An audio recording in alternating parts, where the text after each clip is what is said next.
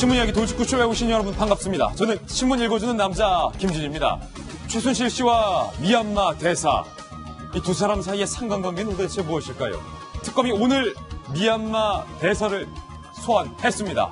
미얀마 대사가 마침 특검에 도착을 했습니다. 유재경 대사 한번 보실까요?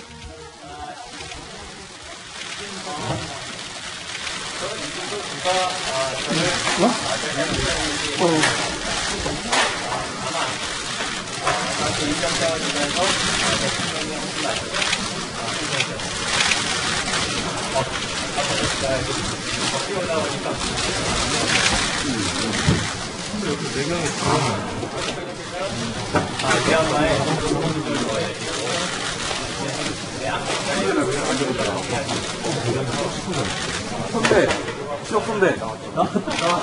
내 톤이 나갔어.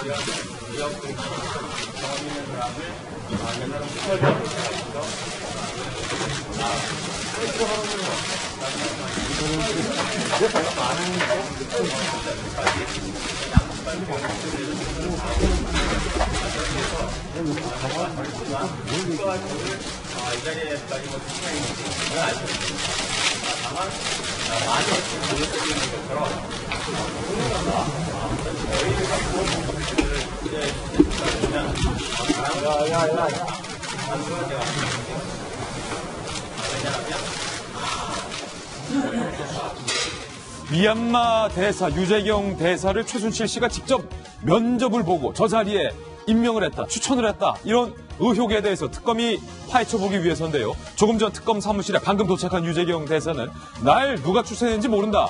만약에 누가 저희를 갖고 이 자리에 날 추천했다면 사람 잘못 봤다. 이렇게 해당 의혹에 대해서 강하게 부인을 했습니다. 그런데 한 가지 이상한 점은 삼성맨인 유재경 대사를 누가 미얀마 대사로 갑작스럽게 발탁을 했는가?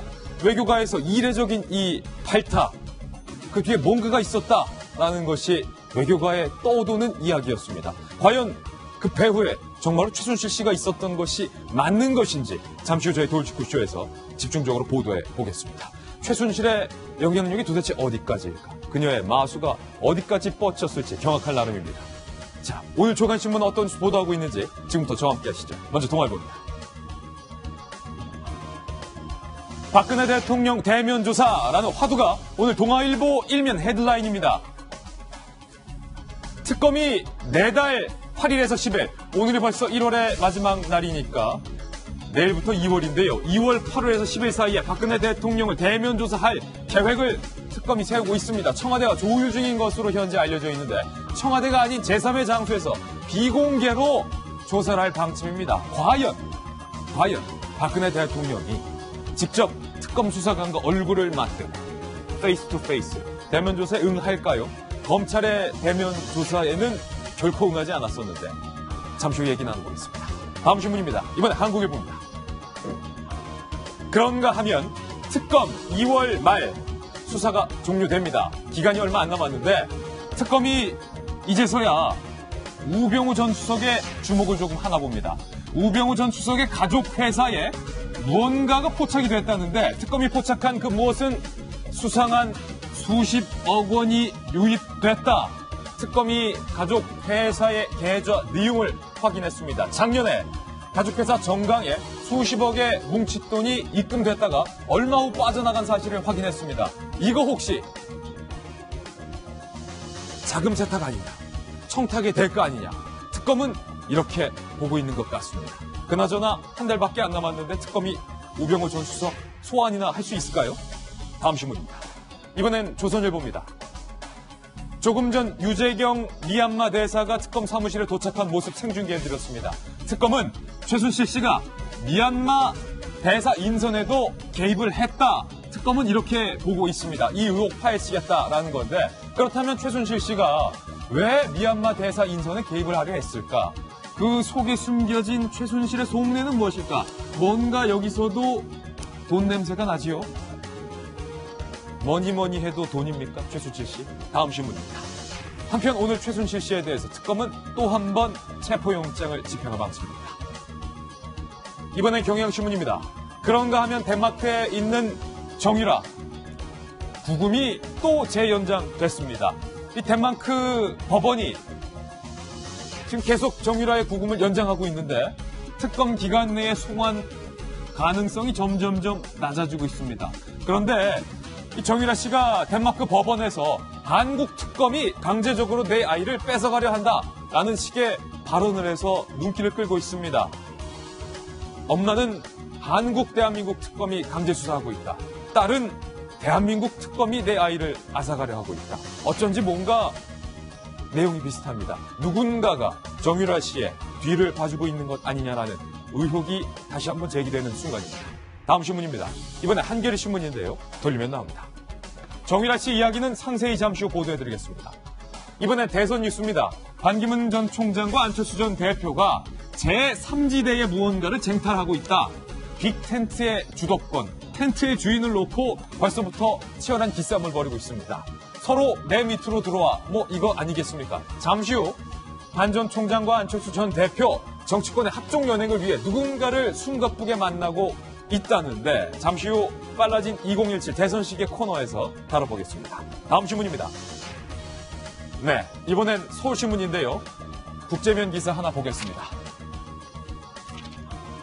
도널드 트럼프 미 대통령이 이민에 반대하는 행정명령에 서명을 해서 수많은 무슬림들이 미국의 공항에서 사실상 입국하지 못하고 체류되고 있는 상황, 그 사진을 보고 있습니다.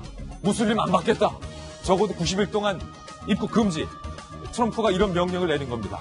이야, 금도를 넘어섰다. 이런 비판이 미국 내에서도 일고 있습니다. 다음 신문입니다. 이번엔 중앙일보인데요. 역시 돌리면 나옵니다. 중앙일보는 이 뉴스를 이렇게 썼습니다. 인종과 종교라는 화약불을 건드린 트럼프다. 무슬림 여성들이 도널드 트럼프 대통령의 반이민 행정명령에 항의하는 기도 시위를 공항에서 벌이고 있습니다. 그 가운데 한 소녀가 성조기를 흔들며 뛰어놀고 있는 사진. 뭔가 대조적인 이 사진. 도널드 트럼프는 어쩌면 과격한 무슬림 세력들이 무장 행동이라도 벌이기를 바라고 있는지도 모르겠습니다. 네, 오늘 화요일 아침 저희가 준비한 돌직구쇼. 빨라지는 2017 대선 시기에서 숨가쁜 대선 주자들의 행보와 전망을 준비했습니다. 시청자 여러분께서는 고품격 뉴스토크 신문 이야기 돌직구쇼를 시청하고 계십니다.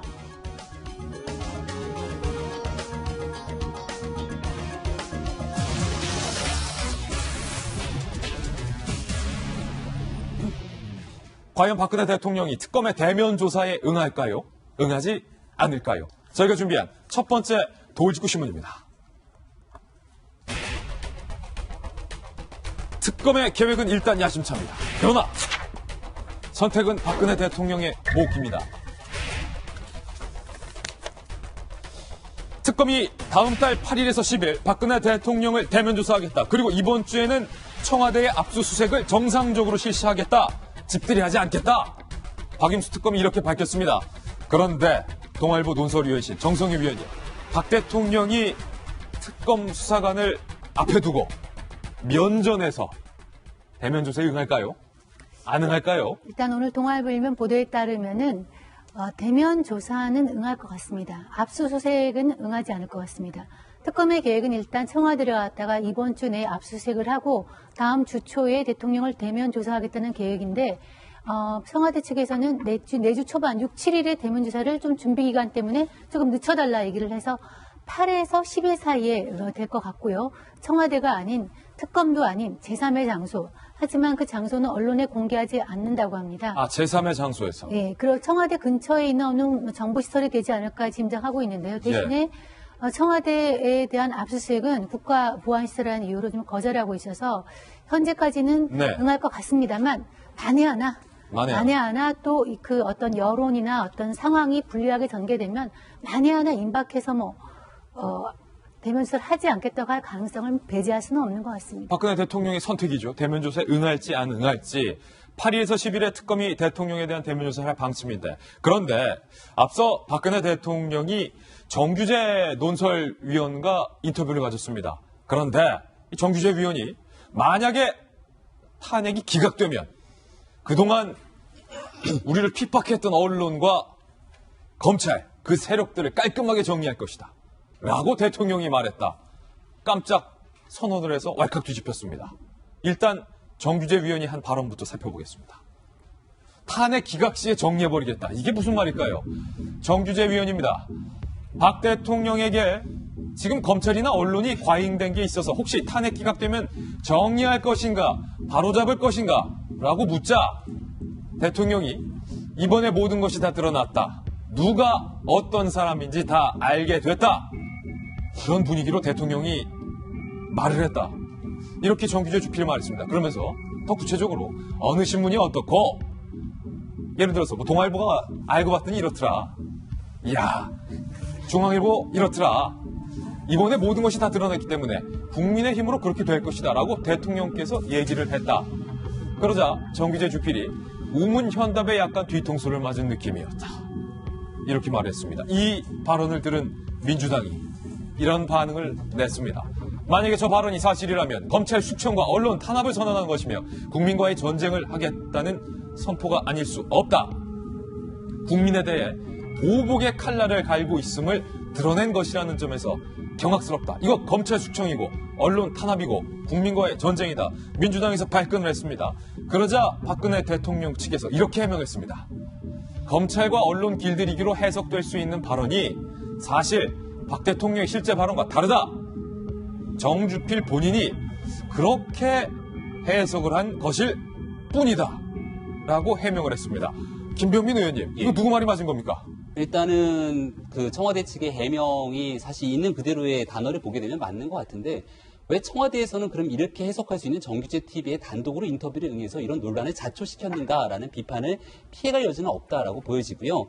그리고 일단 이 정규재 TV 같은 경우에는 이번에 이 모든 것들이 다 드러나서 누가 어떤 사람인지 알게 될 것이다라고 얘기하면서 국민의 힘과 같은 이야기를 했는데, 어찌 보면은 정규재 주필의 바람이 아닐까라는 생각이 저는 좀 들거든요. 아, 정주필의 바람이다, 개인적인. 그러면서 대놓고서는 지금 현재 검찰이나 언론이 과잉된 게 있다라고 단정을 짓습니다. 예. 대한민국 언론이 과잉된 게 어디 있습니까?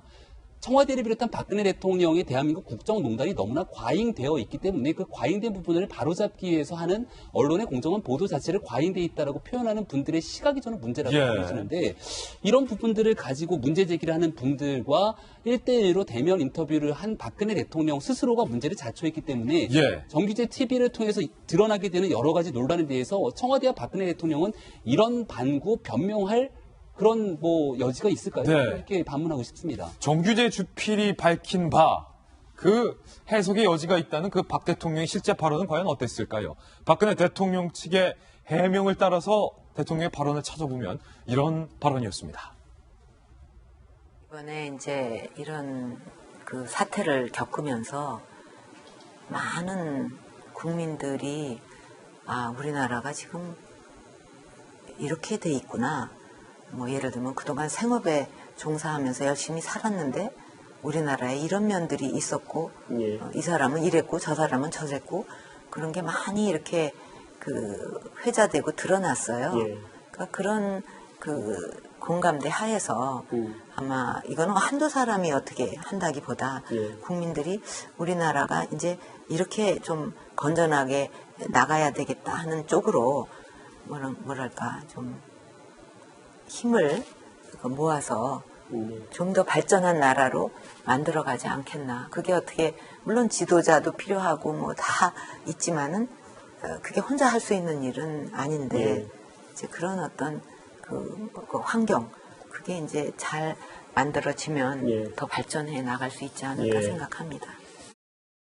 정규재 주필이 주장한 내용이 아마 대통령의 이런 말씀이 아닐까라는 생각이 드는데, 박 대통령의 이 발언들을 저희가 쭉 찾아봤는데 뭐 이런 신문이 어떻고 저런 신문이 뭐 이런 직접적인 단어는 없었는데 이 발언일 것 같아요. 이게 정규재 주필의 주장인 것 같습니까? 아니요, 저는 정규재 주필이 약간 놀랐다고 생각해요. 왜냐하면은 이분은 되게 보수적인 인물인데 좌든 우든 막 거리에 나가가지고 뭘 하고 이런 걸 싫어하시는 분이거든요, 생리적으로. 근데 자 그때 한번 짚었지 않습니까? 정주필이 이런 질문을 합니다.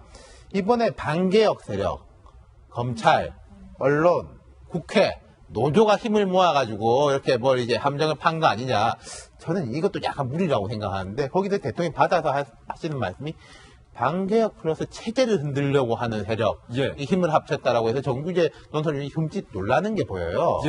그러니까 뒤에 보면은 이제 내가 뒤통수를 맞았다, 우문현답이다. 정규재 논설위원은 자기 생각에는 이게 법리적으로 볼 때 예. 말이 안 되는 탄핵이 말이 안 되는 거다라고 하는데 대통령은 오히려 좀 더 뭐랄까 민중주의적으로 생각을 하고 있다는 거죠. 거기에서 이제 뒤통수를 맞았다는 식이고 저는 김병민 위원님과 생각이 약간 다른 게 예. 대통령의 생각이 정규제 위원회 생각보다 더 많이 나가 있다고 봐요. 예. 전체적으로 이게 나오는 게 반체제 이런 이야기를 한 게 그러면은 이게 참 우리나라 우파가 보통 한국의 이제 진보 진영을 이렇게 막 비판할 때 제일 욕으로 이렇게 했던 게 차베스 이야기거든요. 베네수엘라 차베스. 차베스나 뭐 거기 이제 지우마 호세프나 이런 좀 남미 이제 좀 민중주의적 전통이 있는 곳의 지도자들은 헌법재판소 이렇게 하면은 자기 지지층을 동원합니다. 거리로 동원해가지고 막 맞붙어요. 그걸 통해서 다시 뒤엎으려고 하는데 저는 정규제 논설위원은 그까지 못 갔는데 대통령의 이제 발언들을 보면은 조금 그런 냄새가 예. 난다는 거죠. 이게 예. 지도자로 안 된다. 나오시라. 그리고 뒤에 보면은 오늘은 우리가 이거 인용을 안 했지만은 많이 나와주셔가지고 내가 참 힘이 난다. 힘이 들지만 힘이 난다. 이런 표현도 있고 그 다음에 뭐 그 탄핵 반대하는 분들이 이제 시청 앞에다 분향소도 차리려고 한다지 않습니까? 저는 이게 일관된 흐름이라고 봐요. 정주필조차 놀랄 수준이었다. 그렇죠. 지금 두 분의 의견이 다른데 손 변호사님 나오셨는데 정주필이 뭐 대통령이 이런 신문이 어떻고 저런 신문이 어떻고 검찰과 언론 이번에 제대로 실체가 드러냈기 때문에 기각되면 내가 다 부셔버릴 거야. 이런 발언은 저희가 아무리 찾아봐도 없었습니다. 그런데 혹시 정주필이 이렇게 밝힌 만큼 인터뷰 영상에는 드러나지 않았지만 편집된 부분에 있었는지 아니면 박 대통령의 주장처럼 대통령 그런 말 한마디도 안 했는데 정주필 혼자의 생각인지 뭐 알 길이 없네요. 현재로선. 여러분들한테 좀 섭섭한 얘기 좀 해봐야겠죠. 예. 정지필하고 저는 대통령 심정을 나는 이해할 수 있다고 생각해요. 이해한다. 왜냐하면은 지금까지 이 탄핵 사건 발생하기 전까지, 그러니까 최순실 박근혜 게이트 발생하기 전까지 언론이 그냥 제가 속된 표현은 누구 편이었을까요? 거의 몇 신문 빼고 다 박근혜 대통령 편 아니었나요? 검찰 어디 편이었죠? 아주 엉터리 검찰, 세계 최고의 최악의 검찰 누구 편이었죠? 박근혜 검찰 아니었나요? 그 검찰과 언론이 이제는 확 얼굴을 바뀌어서 이렇게 그냥 몰아붙이듯이 하니 섭섭하지 않을 수가 없지요. 대통령은 섭섭할 것이다. 네, 누가 뽑아준 검찰이고 누가 같이 했던 언론인데 이 생각하면은 나는 두 사람이 굉장히 아주 깊은 공감대가 있겠지요. 조선일보 말씀하시는 겁니까? 조선일보도 그렇고, 예. 종편도 그렇고, 여러 언론이 우리가 뒤집어 놓고 보면 우린 그때 뭐 했을까 생각하면 좀 부끄러운 일 많지 않을까요? 예. 사실은. 그래서 두 분의 말씀이 나는 뭐 일면은 제가 객관적인 눈으로 보면 그럴 수도 있다 생각되죠. 그럴 수도 있다. 이 칼럼 어떻게 보세요? 만약에 정말 대통령 측의 생각이 탄핵 기각만 돼봐라 라는 것을 기다리고 뭔가의 액션 플랜을 짜고 있다면 박 대통령 입장에서는 당연히 그럴 수 있겠죠. 자신이 지금 끝까지 나는 아무 죄 없는데 억울하게 당했다고 생각하는 입장이기 때문에 만약에 인용이 안 되고 기각이 된다면 여러 가지 준비를 당연히 하고 있겠죠. 소위 말하는 뭐 복수심이랄까 뭐가 됐던 간에 그 방법이야. 그런데 저도 참 동감한 게 박근혜 검찰 아니었습니까? 혹은 우병우의 검찰이었습니까? 예. 혹은 김기춘의 검찰이었습니까? 어쨌든 청와대 검찰이었습니다. 그러다가 표현하면서 지금 입장이 확 달라진 건데 그것도 검찰의 생각이 근본적으로 달랐다기보다 이제 나온 촛불에 밀려가지고 열심히 수사를 하는 척하다가 이제 특검에 넘긴 게 검찰 아니겠습니까? 그렇죠. 저는 처음부터 끝까지 검찰에 대해서 믿지 않았고 다만 정치적인 향방에 따라서 마음을 틀 수 있는 사람들이 바로 검찰이라는 거를 믿고 있었는데 그 방향대로 갔던 거는 사실이고요. 근데 어쨌든 박근혜 대통령 입장에서는 그 모든 상황들이 못마땅했을 테고 박 대통령 입장에서 보면 마찬가지입니다. 인용이 기각이 된다면 모든 수단을 동원해서라도 지금 상황을 좀 역전시키려고 하겠죠. 그래서 예. 어떻게 보면 당연한 얘기가 아닌가 싶습니다. 저 둘 양자 간의 대화는 당연한 대화들이었다고 생각합니다. 예. 정규제 주필의 주장까지 살펴봤습니다. 이번엔 저희가 준비한 다음 도일축구 신문입니다. 조금 전 미얀마 대사가 특검 사무실에 출석을 했습니다. 도대체 최순실 씨와 미얀마 대사 이 두 사람은 어떤 사이일까요? 도일축구 신문을 통해서 만나보시죠.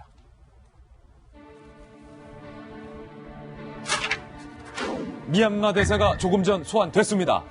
대사 인선과 미얀마의 어떤 개발 이권까지 최순실 씨의 먹잇감이 아니었는가? 그런데 특검의 유재경 미얀마 대사 소환은 이 수첩 한 권에서 시작이 됐습니다. 안종범 전 수석의 수첩, 그 수첩을 수사하던 중 이런 쪽지가 발견이 됩니다. 삼성 아그레망. 아그레망은 외교 인사에 대해서 상대국의 동의를 얻는 외교적 용어인데 삼성 아그레망. 도대체 삼성 아그레망이 무슨 의미일까? 안종범 전 수석 수첩에 적혀있는 저 삼성 아그레망. 그렇습니다. 많은 분들이 추측하셨듯이 바로 미얀마 대사 인선을 의미한 얘기였습니다. 안종범 전 수석이 특검에서 이렇게 털어놨습니다.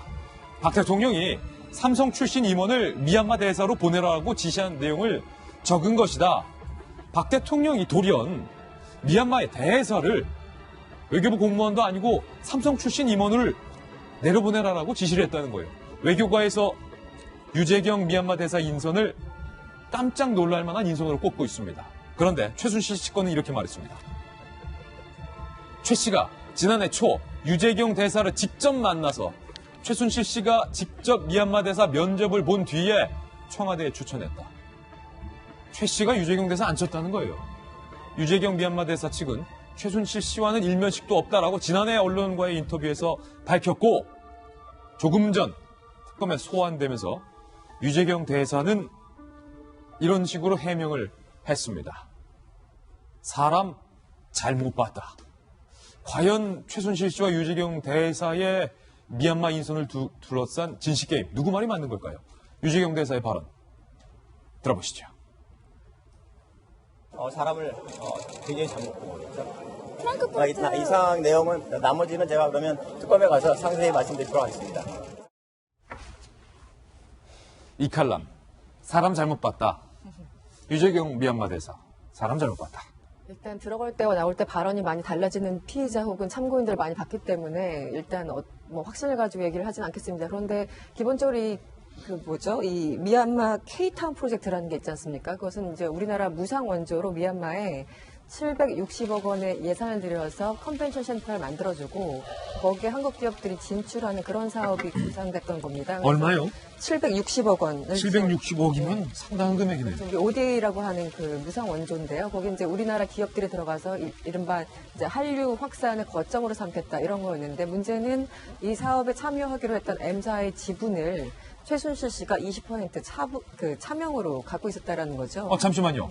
750억 예산이 걸린 프로젝트에 어떤 회사가 참여를 하는데 그 회사의 지분 무려 20%를. 그렇죠. 그 보도마다 좀 다르긴 한데 지금 조선일보에 따르면 그 M사라는 곳에 20%의 지분을 그것도 참여로. 참여로. 보통 최순실 씨는 자기 이름으로 갖고 있는 건 거의 없죠. 뭐든지 다 참여 아니겠습니까? 그렇게 되면 어떻게 됩니까? 그 750억 원의 정부 예산의 상당수가 M사로 흘러 들어갈 것이고, 그중에 지분 20% 갖고 있으면 또 상당수가 최순실 씨 개인 돈이겠군요. 그렇겠죠. 일단 760억 원은 컨벤션 센터를 만드는 예산이기 때문에 그 전체 20%는 물론 아니겠고, M사가 어느 정도 거기 중간에서 이익을 취하느냐, 거기에 따라서 그 양은 달라지겠지만 그래도 상당한 양을 그 최순실 씨가 가질 수밖에 없는 거겠죠. 내 주머니 속으로. 네, 세상을 내봐라. 그런데 결과적으로 말씀드리면 이게 타당성 조사를 했더니 맞지 않아서 일단 사업 자체는 중단된 그런 상황입니다. 미얀마 프로젝트가요. 네. 근데 참 묘한 건 지금 나오는 것처럼 그 유 대사 같은 경우는 삼성면 아니겠습니까? 삼성에 30년간 근무했고 전무로 근무를 했는데요. 예. 지난해 5월에 부임을 했을 때 외교가에서도 참 이례적이다. 왜냐하면 미얀마와 특별한 어떤 연고가 없고 그냥 사업만 했던 사람인데, 한마디로 삼성에 맺은 사람인데 왜 미얀마 대사로까지 가는 것인가? 그러니까 이제 최순실 씨와의 또 연관성에 대해서 이제 계속 사람이 의심을 할 수밖에 없는 그런 상황이 됐는데, 마침 그 안종범 전 수석의 이 삼성 아그레망 얘기가 나왔기 때문에 이제 서로 이렇게 맞물리는 겁니다. 뭔가 퍼즐이 좀 맞춰지는 것 같다. 그렇죠. 그러니까 최 씨는 한마디로 좀 쉽게 우리가 그냥 해석을 해본다면, 최순실 씨가 미얀마에서 저런 사업을 하기 위해서는 자기 좀 말을 잘 듣는 소통이 가능한 대사가 있으면 훨씬 더 편한 거 아니겠습니까? 그렇다면 이제 삼성과 최순실 씨도 관계가 있으니까 삼성 출신의 그 대사를 앉히면 자기 사업을 하는 데 있어서 조금 더 수월하게 갈 수 있겠다라고 기대를 했을 거라고 추정을 해볼 수 있는 대목인 거죠. 그리고 실제 박근혜 대통령이 삼성맨을 굳이 대사로 임명하라고 할 적에는 누군가한테 또 얘기를 들었기 때문일 테고 그렇다면 그 얘기는 최순실 씨한테 또 박근혜 대통령이 들었다고 추정할 수 있기 때문에 그 세 가지의 고리를 연결하다 보면은 뭐 단서가 나오지 않을까라는 생각이 듭니다. 예, 조금 전에 유재경 미얀마 대사가 특검 사무실로 들어갔기 때문에 아마 특검 수사관이 유 대사 앞에서 이 수첩 보여줄 것 같아요. 유 대사님, 이 수첩이 누구 수첩인지 아십니까? 모르셨어요? 왜 몰랐을까? 삼성 아그레망이 누굴까? 이런 말 물어보지 않을까요? 이규철 특검보의 발언입니다. 특검은 내일 유재경 주 미얀마 대사를 참고인 신분으로 소환하여 조사할 예정입니다. 최순실이 미얀마 공적개발 원조 사업 과정에서 개인적 이익을 취득한 혐의에 관한 것입니다. 특검은 유재경 대사의 혐의에 대해서 거의 조금 심증과 물증을 둘 다 갖고 있는 것 같은 느낌이에요. 이 삼성 아그레망. 그렇죠. 유재경 대사가 작년엔 최순실을 모른다고 했는데 오늘 특검에 출두하면서는 특검에 가서 얘기하겠다. 만약에 그러한 목적으로 아까 K타운 프로젝트와 관련된 목적으로 나를 대사로 임명을 했었는데 관여했으면은 사람 잘못 본 거다. 그런 식으로 얘기를 했는데요. 말이 약간 달라지는 걸 볼 수 있습니다. 그렇지만 이제 우리가 아직 그 구체적인 내용이 나오지 않은 상황에서 예단하기는 어렵지만 그래도 어려워요. 추측해 볼 수 있는 거는 이 미얀마 이 대사 인사가 굉장히 이례적이었다는 것이에요. 예컨대 이런 대사 같은 경우는 직업 외교관들이 다 나가죠. 특히 미얀마 같은 경우는 자원이 풍부하고 또 민주화된 정부가 들어서면서 경제 협력이나 교류에 대한 기대감이 한참 커지고 있기 때문에 우리로서는 중요한 어떤 외교 당사국이요. 근데 하필 왜 그런데 뭐 달리 생각하면 기업인 출신도 갈 수 있어요. 그렇지만 만약에 미얀마에서 기업인 출신이 간다면 미얀마 전문가가 갔어야죠. 미얀마 전문가가 그게 이제 갔어야 합리적인 겁니다. 예. 미얀마에서 오랫동안 사업을 하고 미얀마 정 관계에 고루 어떤 관련이 있는 그런 사람이 가야 되는데 전혀 뜬금없이 삼성 전기 출신의 전무이고 미얀마에서는 한 번도 근무해보지 않은 사람이 갔다는 거는 최순실이 아니더라도 수상한 인사죠. 예.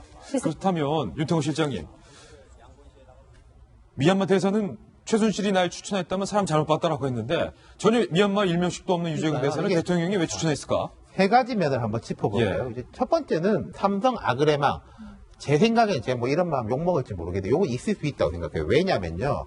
자, 참여정부 때 진대재 그때 삼성전자 사장이 초대 정통부 장관으로 되고 그 뒤에 이제 이현호 씨라고 삼성경제연구소의 이제 최고 전략 책임자가 국정원의 정보 책임자로 갑니다. 그래서 뭐 참여정부 삼성 유착설이 있는데, 근데 그렇게 될 때는 통상으로 기업한테 한번 물어보는 게 맞아요. 당신네 얘기 되는 사람을 우리 참 좋은 사람이어서 우리가 쓰려고 한다. 허락 받는 것까지는 아니겠지만 만약에 이렇게 이야기했는데 거기 사람들이 이제 뭐 안 한다라고 한다든지 뭐 회사하고 관계가 껄끄러워지면 안 되니까 그런 걸 한번 떠보는 건 맞습니다. 이 유재경 대사라는 분이 정말 훌륭한 사람이라면은 저는 그래서 그 경제수석이 할 수 있는 일이라고 생각해요. 아그레망까지는 오케이. 그렇죠. 그런데 이제 두 번째로는 이분은 저는 좀 잘 모르는 분인데 저는 처음에 이런 생각을 했습니다. 한 삼성물산 쪽에서 오래 근무하면서 뭐 미얀마 이런 데랑 사업을 했었나? 그런 이제 인물이 이제 전대주 베트남 대사가 있죠. 이분도 그 장시호 씨 오빠 최순실 씨의 조카 그 베트남에서 유치원 하는 그분하고 친하다는 이유로 해가지고 된 거 아니냐 의심을 받는데 그나마 이 전대주 대사는 LG의 베트남 법인장이었어요. 그러니까 뭐 혹시 뭐 그럴 수도 있는 거 아니냐라는 게 이제 말이 되는 건데 지금 알려진 바에 따르면은 이게 유재경 대사라는 분은 전혀 관계가 없는 분이다. 그럼 아까 정성희 위원님 말씀하신 것처럼 작년 5월은 그 미얀마가 아웅산 수지가 이렇게 내각에 참여하고 이른바 민주화가 되면서 연착륙이 되고 전략적 가치가 훨씬 더 높아지는 시점이거든요. 그러면은 정말로 이제 노련한 외교관을 보내도 될까 말까 한 타임인데 갑자기 하늘에서 이분이 갔다. 삼성전기맨이 떨어졌다. 그러니까 이건 이상한 점. 그리고 세 번째는 유재경 대사의 발언이 조금 이상하다고 생각해요. 나를 누가 추천했는지 난 모른다. 예를 들어 제가 저하고 사실 아무 상관없는 자리에 좋은 자리에 누가 이렇게 만약에 윤태호 실장이 내일 석유공사 사장으로 임명이 됐다. 그렇죠. 그 대표적인 예가 옛날에 저기 있지 않습니까? 저 차명진 의원이 예. 갑자기 전화 와가지고 김기춘 실장이 방사청장 이야기하니까 되게 뜬금없어가지고 이제 김문수 지사랑 상의해보고 그게 무슨 소리냐면 내일 오라고. 알고 보니까 장명진은 차명진으로 잘못 전화한 거 헷갈려가지고. 아닙니까? 예. 그럼 제가 만약에 유재경 대사라면은 그거에 대해서는 알아보는 게 상식적인 거예요. 예. 근데 이분이 안 알아봤다라는 것은 뭔가 오히려 뭔가를 아니까 안 알아볼 수 있는 예. 거죠. 삼성에게 물어봤습니다. 아니 삼성 전기맨이 미얀마 대사로 갔는데 최순실 씨와 면접봤던 얘기까지 나온다. 삼성 아그레망이라는 이름도 적혀 있다. 어떻게 된 거냐? 한 문장으로 답했어요. 삼성과 무관한 사안으로 모르는데요, 우리? 그렇다면 우리 모르는데요. 유재경 대사가 누구일지 좀 프로필을 좀 정리를 해봤습니다.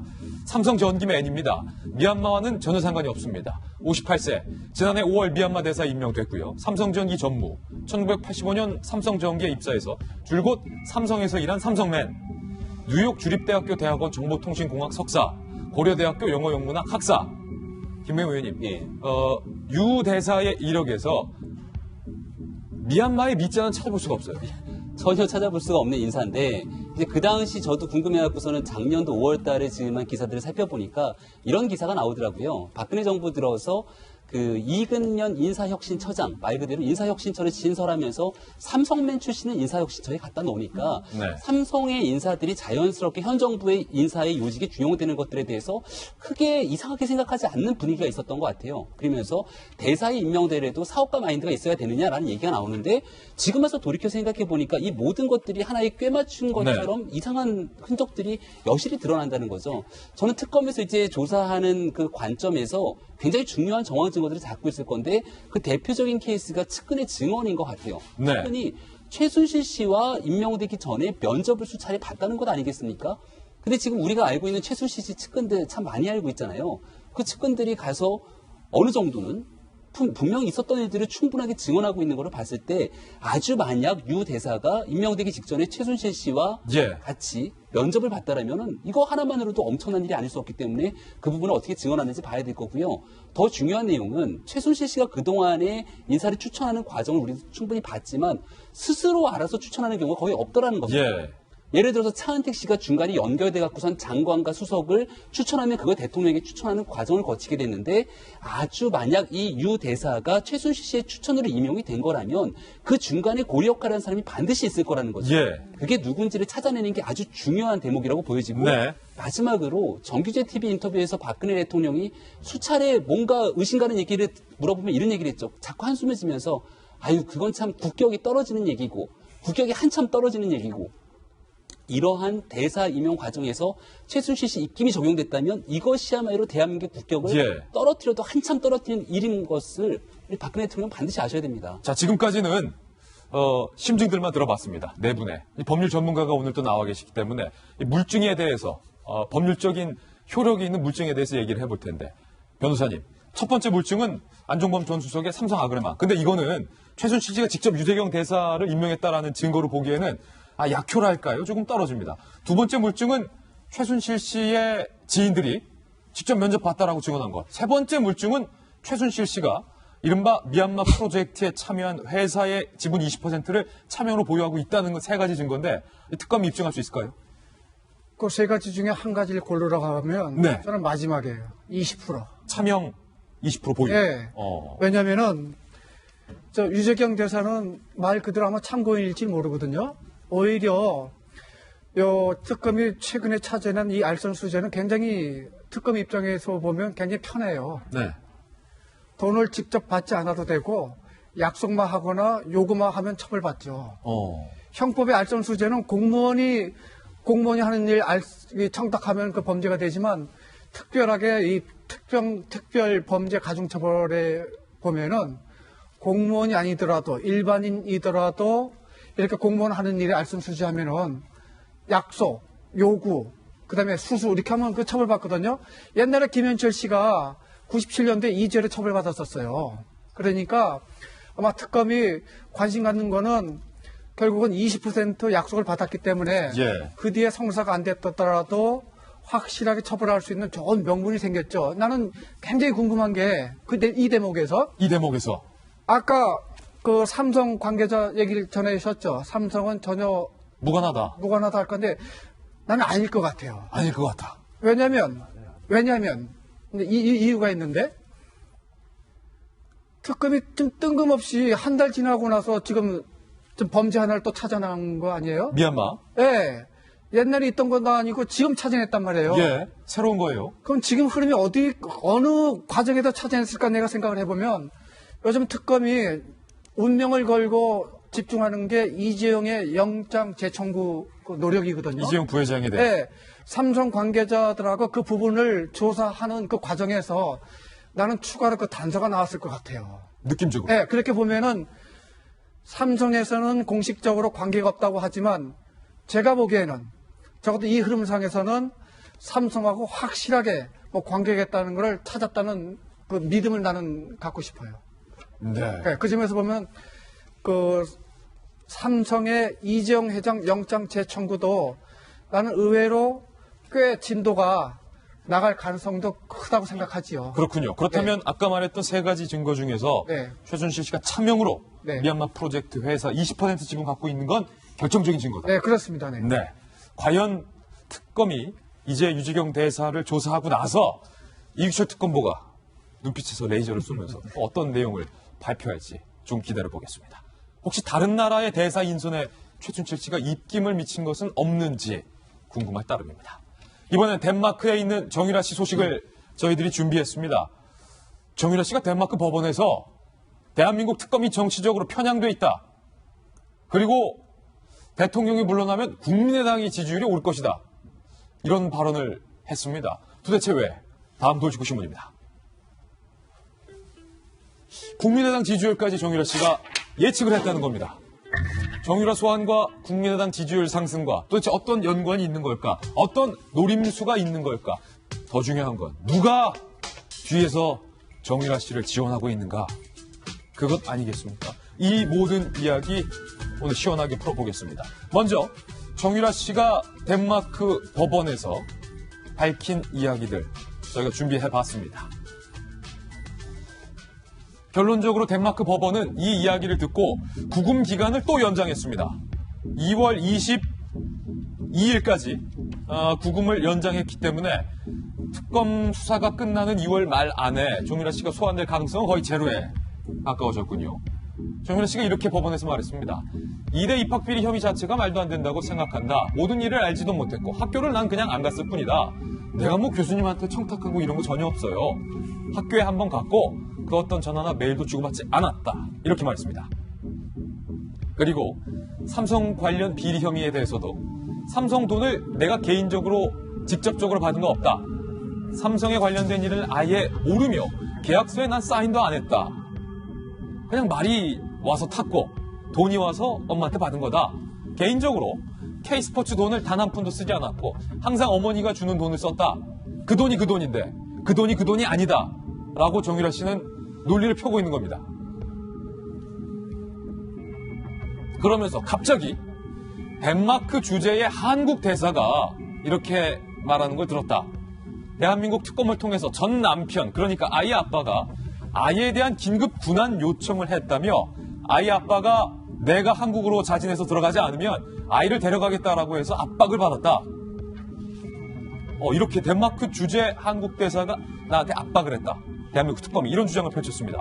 그러자 한국 대사관 측은 우리 대사님이 정 씨를 만난 적도 없고 그런 말을 한 적도 없다. 이렇게 밝혔습니다. 그리고 갑자기 페테 마틴 블링겐베르 정유라의 변호인 덴마크 정관예우 변호사가 이렇게 물어봅니다. 정유라 씨에게. 저기도 정관예우가 있는 것도 문제인데 어쨌든 한국의 특검을 누가 선정했느냐라고 묻자 정유라 씨가 박 대통령이 선택했지만 추천은 국민의당이 했다. 그러자 다시 변호인이 만일 박 대통령이 퇴진하면 국민의당이 정권을 이어받느냐. 이거를 덴마크어로 한 거예요. 국민의당이 정권을 이어받느냐 라고 하자 정유라 씨가 지지율은 높아질 것이다. 김병무 의원님, 예. 뭐 얘기가 너무 많은데 일단은 저 국민의당 얘기부터 하죠. 갑자기 정유라 씨 변호인이 특검 누가 선정했느냐? 국민의당이 했다. 그렇다면 대통령이 물러나면 정권 누가 받느냐? 국민의당 지지율 올라갈 것이다. 네. 정유라 씨와 변호인이 이렇게 주건희, 박건희 장군 멍군한 의도가 뭡니까? 요거를 하나만 좀 바로잡으면요. 정유라의 변호인과 정유라 씨의 대화가 아니라 덴마크 검찰과 정유라 변호인 간의 대화 예. 바로잡으면 될 것 같고요. 당연히 이제 정유라 씨가 주장하는 건 딱 한 가지입니다. 나는 죄가 없어요. 다 엄마가 시키는 대로 했을 뿐이고 나는 아무것도 알지 못해요고요. 두 번째는 난 연약한 20대 초반에 아이를 홀로 키우고 있는 엄마로서 나는 아이와 함께 나의 인권을 보호해 주세요라는 얘기를 수차례 하고 있는 겁니다.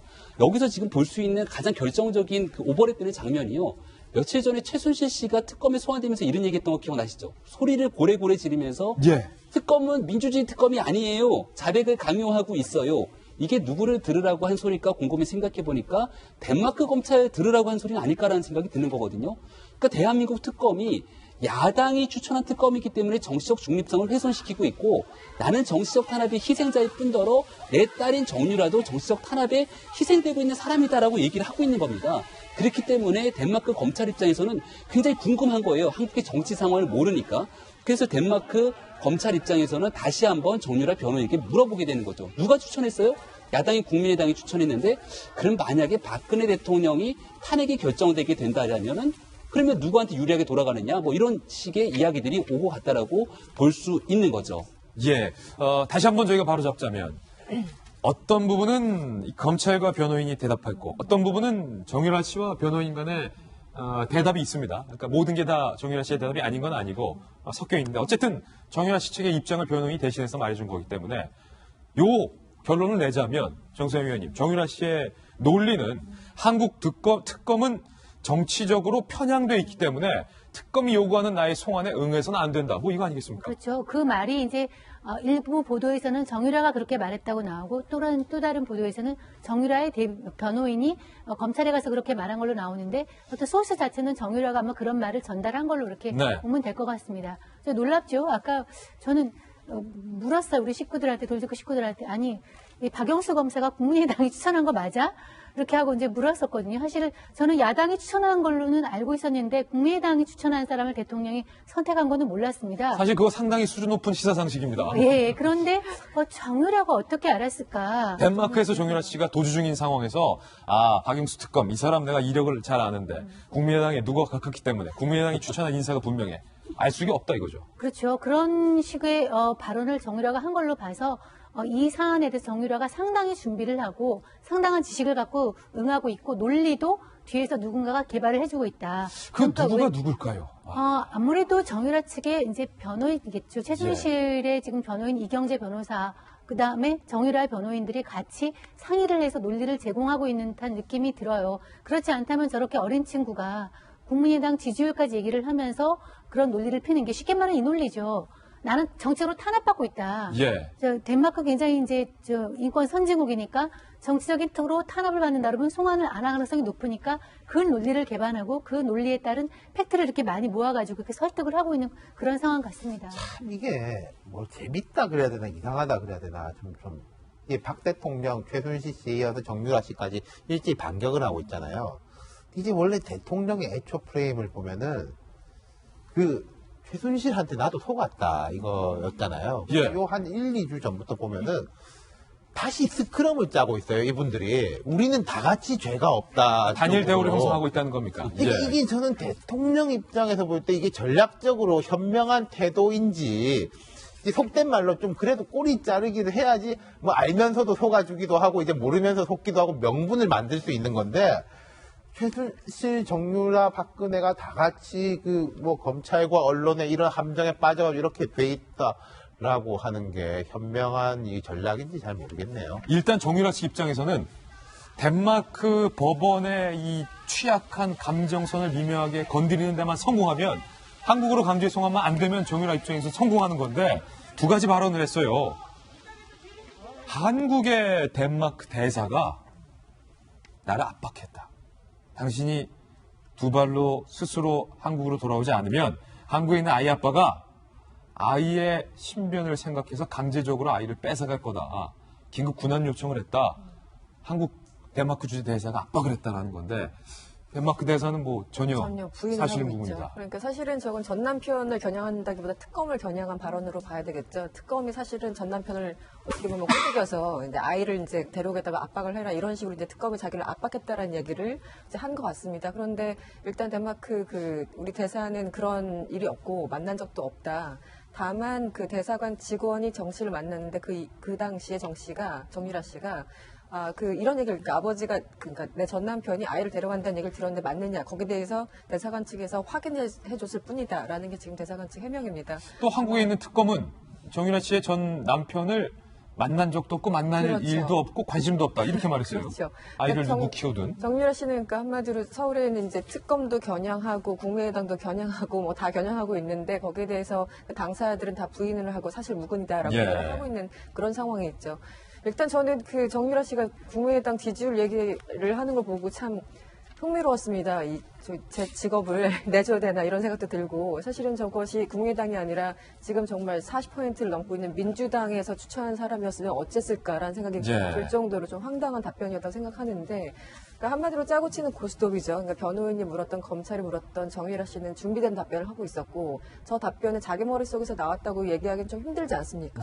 더군다나 지금 민주당도 아니고 국민의당 지지율이 높아질지 낮아질지는 우리나라 정치평론가들도 사실 잘 모르는 부분입니다. 네, 지금 그런데, 박 대통령이 퇴진 안 했지만 국민의당 지지율이 높아지고 있지는 않거든요. 그렇죠. 그래서 그것도 참 그러니까 저런 답변 자체는 그러니까 어쨌든 덴마크 사람들은 우리나라의 그 정치 상황에 대해서 제대로 알지 못하니까 어떤 식으로든 자신한테 유리한 어떤 그 단서들을 던지려고 노력했던 것 같은데 사실상 저런 것들은 주변적인 얘기일 수밖에 없고 결국은 특검에서 그 덴마크 정부에서 사법부에서 요구하는 그 추가적인 정보를 정교하게 보내서 논리로 대응하는 수밖에 없다고 저는 생각을 합니다. 네. 법률 전문가 나와 계시니까 오늘 손 변호사님 잘 모셨네요. 법 얘기가 많이 나오는데 일단 덴마크 법원에서 정유라 씨의 구금 기간을 또 연장했어요. 20며칠까지 연장했는데 특검 수사 기간이 2월 말이면 종료가 되지 않습니까? 그럼 특검 기간 내에 어찌됐든 정유라 씨를 한국으로 송환할 수 있는 가능성은 제로인 겁니까, 그럼?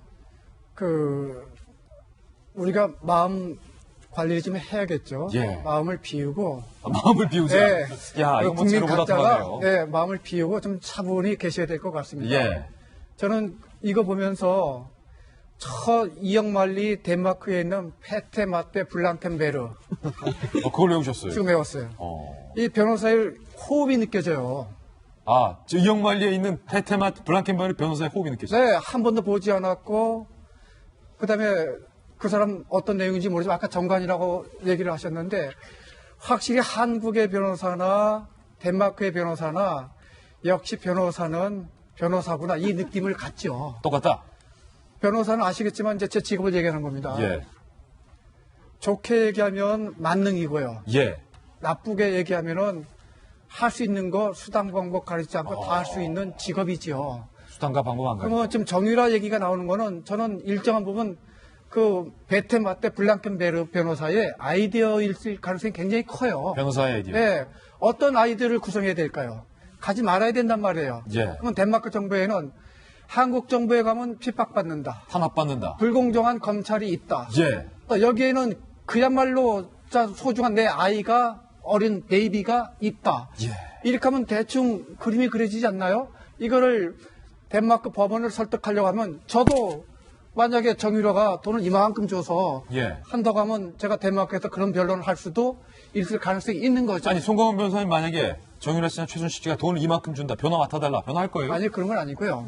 할 겁니까? 안 할 겁니까? 그러니까 안 하죠. 제가. 안 한다. 그렇죠. 전에 말씀드렸죠. 저는 10억을 줘도 못 하죠. 15억 줘도 안 하죠. 네. 그런데 지금 한국의 이경재 변호사나 또는 변호인단의 그 서아무개 변호사님들 기타 등등을 보면 저는 그 블랑켄베르 변호사하고 거의 그 느낌이 확실히 변호사는 그렇구나.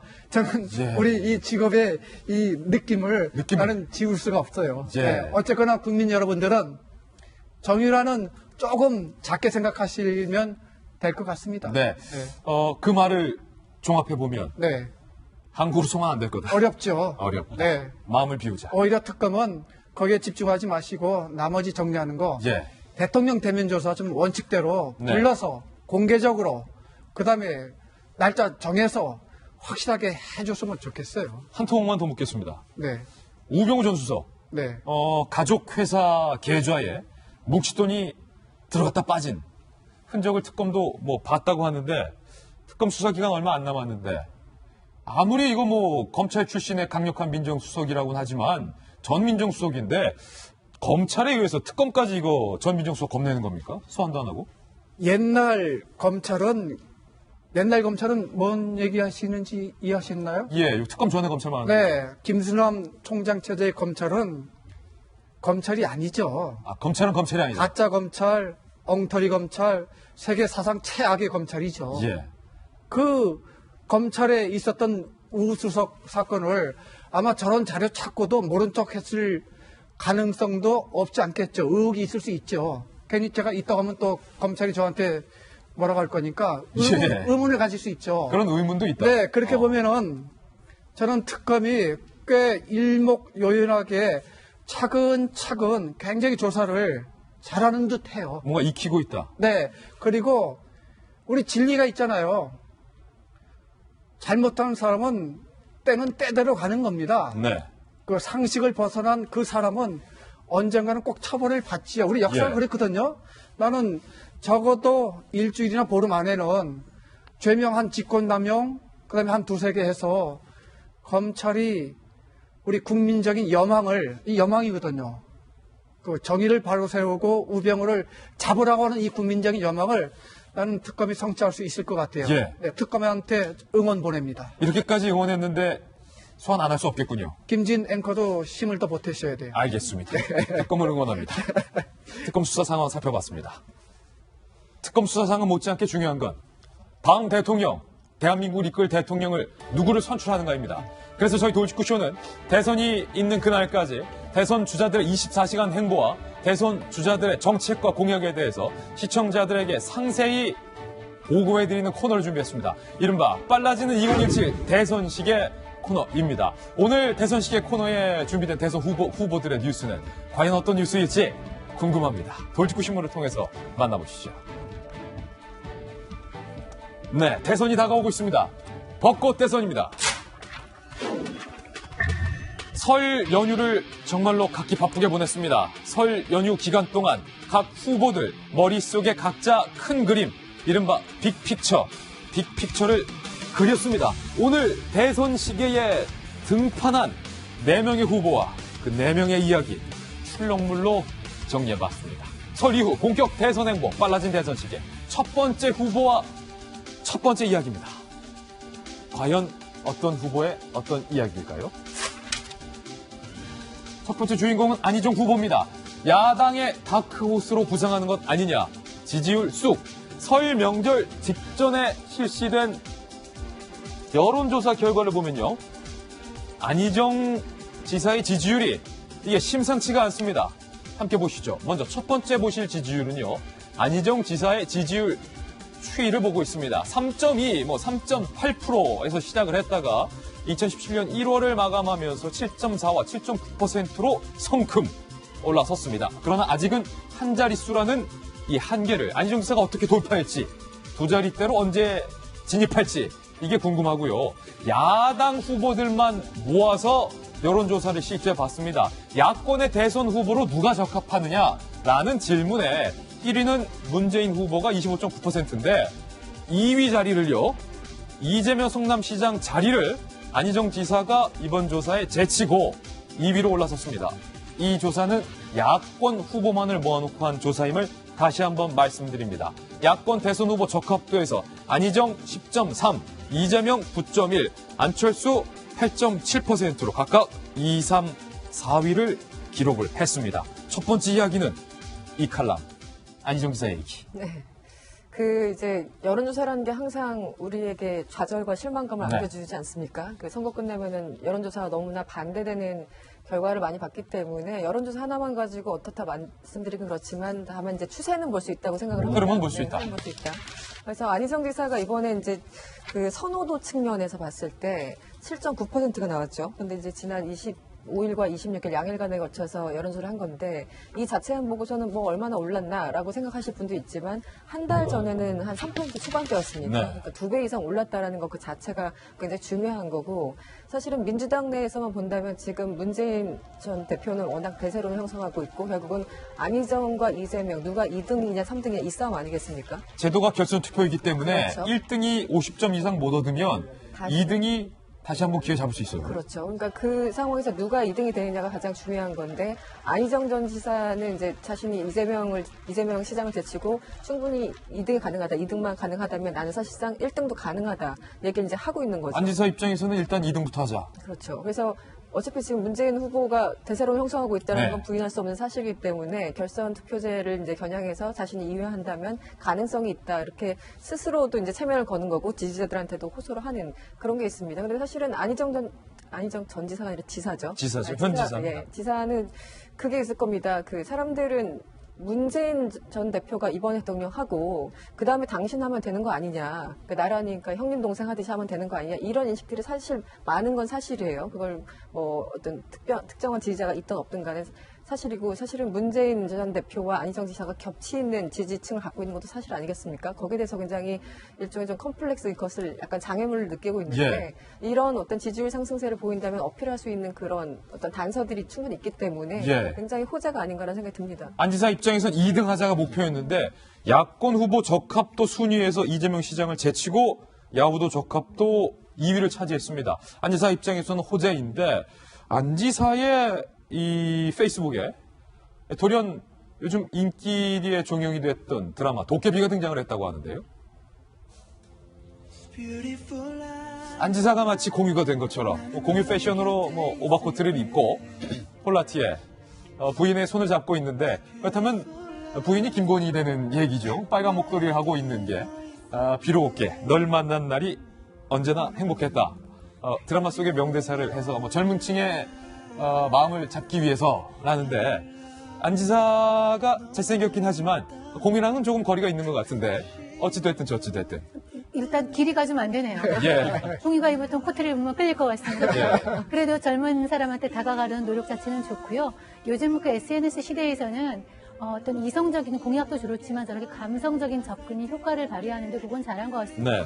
아까 우리가 이제 지지율에서 추이가 중요하잖아요. 물론 7.9%, 7%대는 아직 10%도 멀었으니까 아직 멀었다라고 볼 수 있지만은 이렇게 여론조사에서는 추이가 중요합니다. 추이는 거의 수직 상승하고 있기 때문에 반드시 이제 주목해서 볼 부분이 있고요. 어려운 질문 하나 불쑥 드려도 될까요? 민주당 경선에서 2등 누가 될까요? 지난번에 우리가 OX로 했는데 2등은 1등은 맞추라는 소리 안 드리겠습니다. 예. 2등을 맞춰보십시오. 진짜 어려운 질문이에요. 2등이 더 힘들어요. 추이로 보면은 안지사가 될 것 같아요. 이재명 시장을 제칠 것이다. 그 얘기. 왜냐면 안지사의 장점이 뭐냐?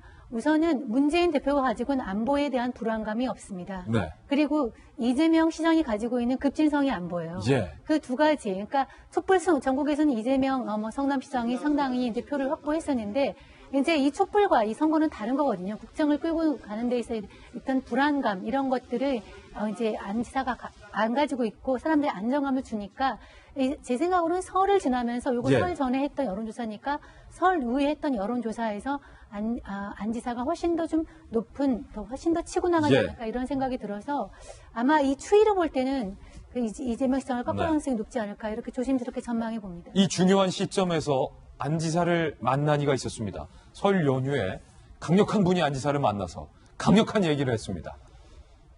볼까요? 김종인 전 대표입니다. 민주당 대선 후보는 결국 문재인 전 대표가 될 테고 5년 뒤 안 지사 당신한테 기회가 온다는 보장이 없다. 이렇게 얘기를 하면서요. 탈당해라. 이런 뉘앙스를 흘리자 안 지사가 탈당하지 말고 민주당 경선에서 저를 좀 도와주는 건 어떻겠냐라고 완곡하게 거절을 했습니다. 윤 실장님, 김 전 대표님의 제안은 안 지사 나랑 탈당하자 이거 아닙니까? 거기서 이제 김종인 대표가 이제 흔히 이제 졸랭과 자인이라고 하는데 현실에 대한 이야기가 있고 나 이제 주장이 있지 않습니까? 현실에 대한 이야기는 저 동의하는 편이에요. 문재인 전 대표가 이번에 당선이 되든 어렵든 문재인 전 대표가 후보가 된다면 안희정 지사는 다음은 어려울 겁니다. 왜냐하면 안 지사에게 기회는 없다. 전혀 없다기보다는 어렵다는 거죠. 자, 노무현, 문재인, 그럼 그 다음 안희정? 그건 이제 친노 지지자들이 생각할 땐 그럴 수가 있겠지만은 범야권 지지자들 입장에 생각할 때는 이게 무슨 대를 돌아가면서 뭐 하는 거냐라는 게 되는 거죠. 그럼 문재인이 성공했다고 하면은 그래 이제는 다른 사람이 되는 거고 실패했다고 하면은 또 그럼 같은 사람 해야 되는 거냐 이 프레임을 벗어나기가 쉽지가 않아요. 어찌됐든 저찌됐든 이번에 승부 봐야 된다. 그러니까 이게 앞부분에 대한 거는 되게 이제 참 이제 통찰력이 있는 말씀이고 근데 뒤에 부분 나와서 하자. 안희정의 가장 강력한 트레이드마크가 이 당을 지킨 사람. 20년째. 김대중, 노무현에게 적자로서 이 당을 지킨 사람이거든요. 그러면은 자기 이제 가장 큰 자산을 벗고 나와라. 50대. 그러면은 안희정은 유승민, 뭐 남경필 등등하고 같은 사람, 더 못한 사람이 되는 거예요, 사실은.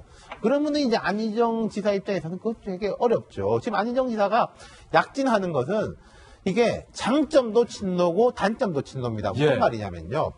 동아일보나 조선일보 같은 데서 다른 이제 야당 지지자들을 조금 좋게 써주면은 흔히 이제 문재인 후보 지지자들은 우리를 교란시키기 위해서 저놈들이 이제 띄우는 거다. 뭐 이런 식으로 이제 비평을 하죠. 근데 안희정 지사에 대해서는 안희정은 조선 동아도 띄우는 훌륭한 사람이야. 이런 식으로 받아들여 준다는 거죠. 그게 장점인데 그거의 말은 뭐냐면은 문재인을 위협하지 않은 사람이기 때문이거든요. 그럼 안희정 지사 지금 행보를 보면은 다 아우르는 것 같은데 가만히 보면은 손학규 지사 보고 나가라 그랬어요. 정치 그만두라 그랬어요. 이재명 지사한테는 공짜밥은 사실 한나라당에서도 우파가 이야기하는 건데 강력하게 각을 세우고 있죠. 박원순 시장이 문 대표하고 이제 각을 세울 때는 나는 형제의 뺨을 때리는 정치는 안 한다 하면서 확 각을 세웠어요. 뭐 다른 인터뷰에서는 나는 안철수 씨하고는 다르다. 그래요. 문재인 후보 말고는 다 저격을 하나하나 하고 있는 거예요. 그게 보면은 야권 지지층, 주류 지지층 입장에서 볼 때는 참 이제 이쁜 건데 더 올라가려면 결국은 문재인을 우회할 수는 없는 거거든요. 우회할 수는 없다. 부딪혀야 된다. 네. 그게 이제 2월에 안희정의 과제인 거죠. 문재인 후보와 부딪히지 않고 민주당에 남아있으면 기회는 없고 그렇다고 민주당을 나가면 떨어진다. 안희정 지사의 딜레마. 과연 어떤 선택을 할지 주목해 보겠습니다. 두 번째 대선식의 주자와 그에 대한 이야기입니다. 문재인 전 대표가 흔들린다. 과연 문 대세론이 끝까지 이어질까요? 설 민심에 대해서 저희가 오늘 몇 가지 여론조사를 준비해 봤습니다. 설 명절 밥상 민심인데 지역별 언론들이 전하는 지역별 민심 저희가 준비를 해봤습니다. 하나하나씩 살펴보겠습니다. 먼저 호남부터 한번 가볼까요? 호남의 지지율 결과인데 요약을 해보면 문재인이 앞서나 압도적이 아니다. 안철수와 혈전된 호남의 민심은 분열될 것이다. 한 문장으로 이렇게 설명을 해드리면 될 것 같습니다. 문재인 전 후보가 44.6%, 그리고 호남에서 안철수 전 대표가 16.7%를 기록하고 있습니다. 그리고 이재명 시장이 13.1%, 반 전 총장이 5.8%, 안희정 5.7%, 손학규 5.2%가 나옵니다. 문재인 전 대표가 가장 많이 나오긴 합니다만 압도적은 아니다. 그렇죠.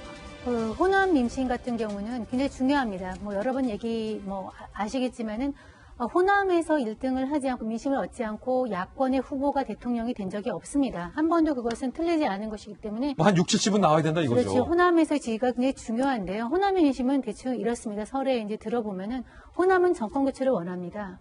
그거는 이제 확실한 것 같습니다. 이 확실하니까 정권 교체를 하려면 어떻게 해야 되냐? 그러면 정권 교체를 하려면 야당 후보를 밀어줘야 되는데 그러면 야당 후보가 누구냐? 대세론이 만약에 문재인이 될 것 같으면 문재인이 밀어주는데 그 저변에 관심은 문재인이 아니었으면 좋겠다. 아니었으면 좋겠다. 그러면 예를 들어서 여기 중에서 안철수나 이재명, 안희정이 호남의 1등 주자가 된다면 이건 몰표가 나옵니다.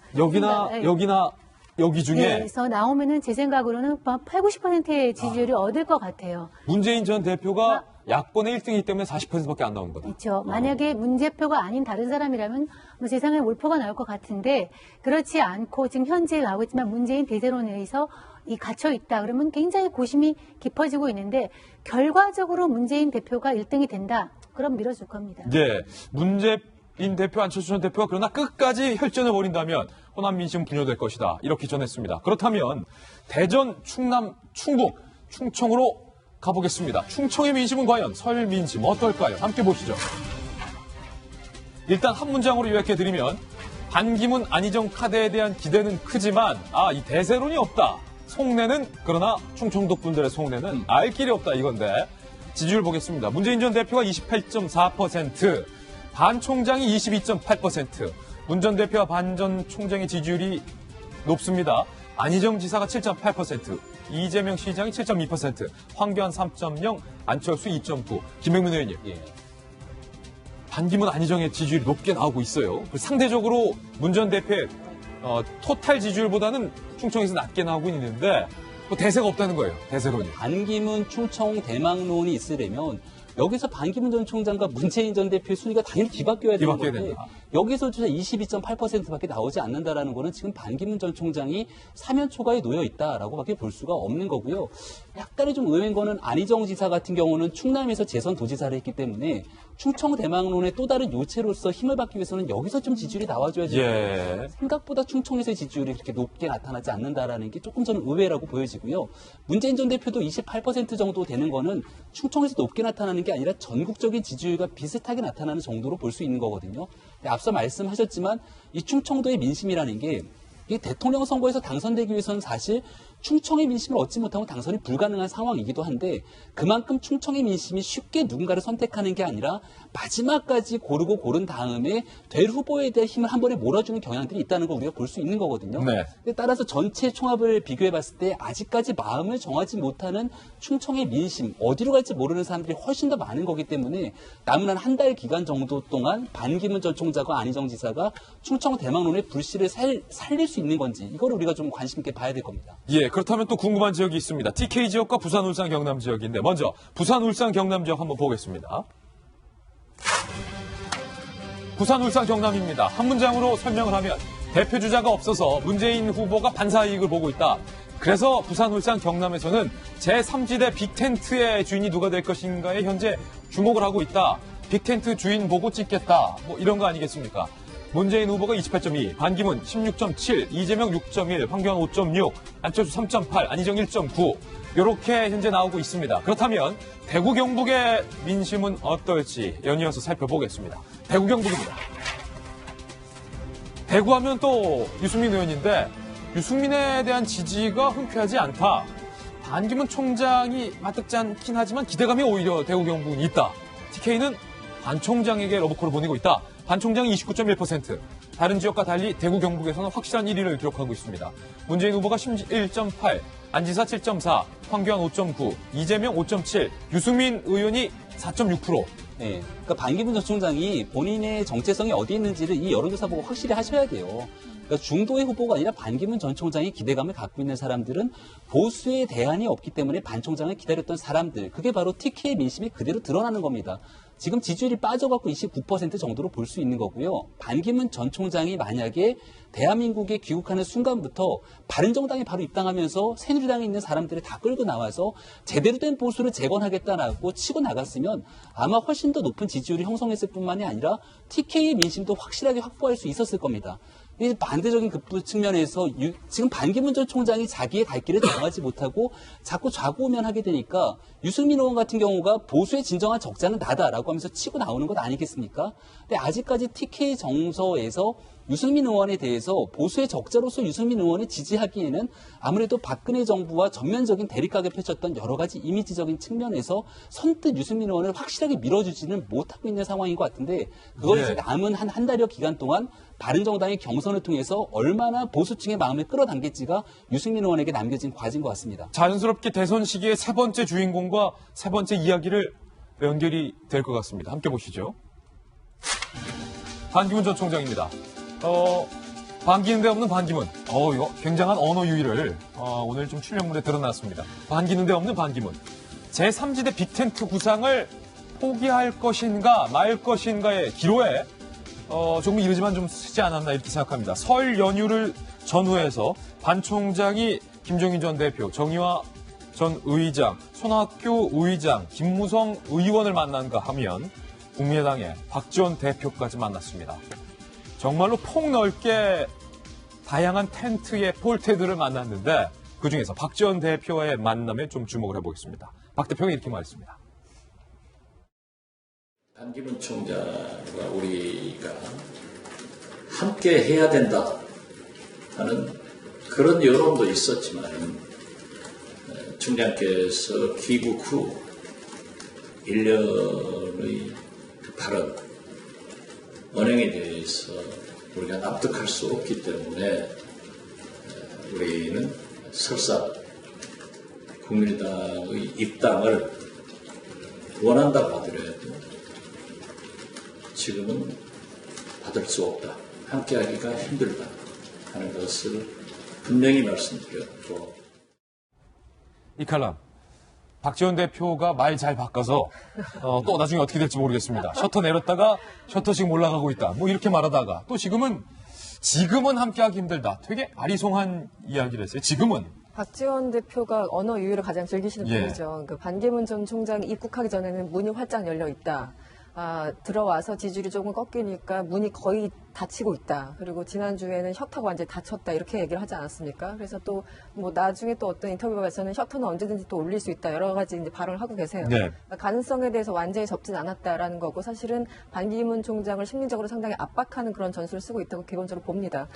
약점이자 해결책이 둘 다 동시에 될 수 있는 건데 진보와 보수를 오가는 전형적인 마크맨이 될 것이 아니라 지지율에서 나왔듯이 확실한 보수의 후보, 강한 보수의 적자, 보수의 정통성을 이을 유일한 대선 후보, 뭐 이런 포지셔닝을 한다면 반 총장의 지지율은 역으로 올라갈 수 있는 가능성이 열려 있다. 뭐 이런 분석도 나오고 있어요. 지금 이렇게 사람들을 추석 연휴 기간에 만난 거는 마치 약간 처음에 좀 이런 표현이 어떨지 모르겠는데 약간 국어로는 듯한 느낌이 들어요. 사실은 반기문 총장 같은 경우는 들어오자마자 뭐 팽목항에 나타나고 노무현 대통령 성묘회 하고 박 대통령 전화하고 이런 모습을 보일 게 아니라 들어오는 첫날에 저 사람들을 만났어야 돼요. 네. 쭉 만나면서 바로 메시지가 나왔어야 되는 거. 나는 스위스처럼 하겠다. 난 오스트리아처럼 하겠다. 난 요걸 하겠다. 이렇게 하면서 자기 자신에게 다른 사람들이 접근해 오도록 했어야 되는데 이제 많은 노출을 하면서 노출이 되면 될수록 지지율이 빠지고 이제 와가지고 다급한 그 모양새로 만나는 것 자체가 좀 전략적으로 실수한 것이 아닌가 이런 생각이 듭니다. 예, 대선 후보, 대선 시기에 대한 이야기 세 가지 이야기 전해드렸습니다. 저희는 광고 후 60초 후 돌아오겠습니다. 잠깐만요. 네, 오늘 저희가 준비한 소식 모두 다 전해드렸습니다. 날이 많이 춥습니다. 건강 조심하시길 바라겠습니다. 저희는 내일 아침 9시에 더욱더 풍성한 뉴스와 사이다같이 시원한 돌직구 들고 여러분께 인사드리겠습니다. 오늘 하루는 분명 어제보다 나을 겁니다. 좋은 하루 되십시오. 고맙습니다. We got this king size 2.